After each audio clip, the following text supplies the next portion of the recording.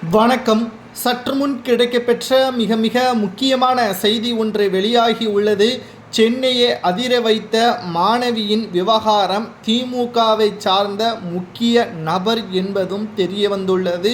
தமிழகத்தில் நடக்கக்கூடிய கொலை கொள்ளை சம்பவங்கள், கள்ளச்சாராயம், கற்பழிப்பு அனைத்திலும் திமுகவை சார்ந்த நிர்வாகிகள் தொடர்புடையதாக தான் இதுவரையும் குற்றப்பத்திரிகை தாக்கல் செய்யும் பொழுது தெரிய வந்துள்ளது. அதேபோல்தான் கிண்டி பொறியியல் கல்லூரியைச் சேர்ந்த மாணவி ஒருவர் தன்னுடைய ஆண் நண்பருடன் கல்லூரி வளாகத்தில் 23ஆம் தேதி சுமார் இரவு 8 மணி அளவில் தனியாக ஒரு கட்டிடத்திற்கு பின்னால் பேசிக்கொண்டிருந்த பொழுது அடையாளம் தெரியாத நபர் ஒருவர் அவர்களை அச்சுறுத்தியதாகவும் அதே நபர் தன்னை பாலியல் வன்முறைக்கு உட்படுத்தியதாகவும் கோட்டூர்புரம் அனைத்து மகளிர் காவல் நிலையத்தில் புகார் ஒன்றையும் அளித்துள்ளார். அந்த புகாரின் அடிப்படையில் கோட்டூர்புரம் வழக்கு பதிவு செய்யப்பட்டு புலன் விசாரணை செய்யப்பட்டு வருகிறது.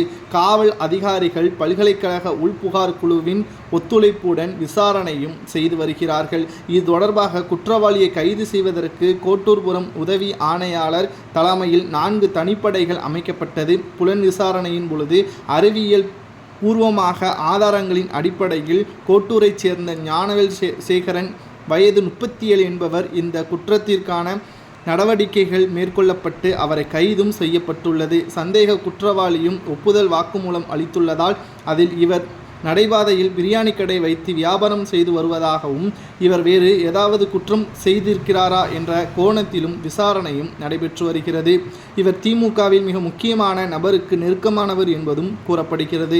பல சின்ன சின்ன திருட்டுகளில் ஈடுபட்ட இவர் கைது செய்வதற்கு முன்பாக திமுகவின் உதவியுடன் இவர் ஜாமீனில் வெளிவந்ததும் குறிப்பிடத்தக்கது. இந்த நிலையில்தான் அந்த சிறுமியை கொலை செய்வதாக மிரட்டியதை அடுத்து அந்த சிறுமி தைரியமாக அவர்களது வீட்டில் தெரிவித்தவுடன் தான் தற்பொழுது இந்த நடவடிக்கை உடனடியாக காவல்துறை மூலமாக எடுக்கப்பட்டுள்ளது. இல்லை என்றால் நிச்சயமாக இந்த சிறுமி உயிரிழந்திருப்பார் என்றும் சமூக வலைதளங்களில் வைரலாக பரவி வருகிறது. தவறு செய்தவர்களை தட்டி கேட்கக்கூடிய வகையில் ஆட்சி அதிகாரங்களில் இருக்கக்கூடிய திமுகவினர்கள் தற்பொழுது திமுகவை அந்த தவறை செய்து வருவதால் தற்பொழுது மிக மிக மோசமான நடவடிக்கைகளை திமுக செய்து வருவதாகவும் அவர்களது தொண்டர்களையும் நிர்வாகிகளையும் கட்டுப்பாட்டில் வைக்க தவறியதன் காரணமாக உடனடியாக திமுகவின் ஆட்சியை கலைக்க வேண்டும் என்றும் தற்பொழுது சமூக வலைதளங்களில் திமுகவினருக்கு எதிராக பேசிக்கொண்டும் வருகிறார்கள். இது மிக மிக மோசமான செயல் என்றும் பலரால் பேசப்பட்டு வருகிறது.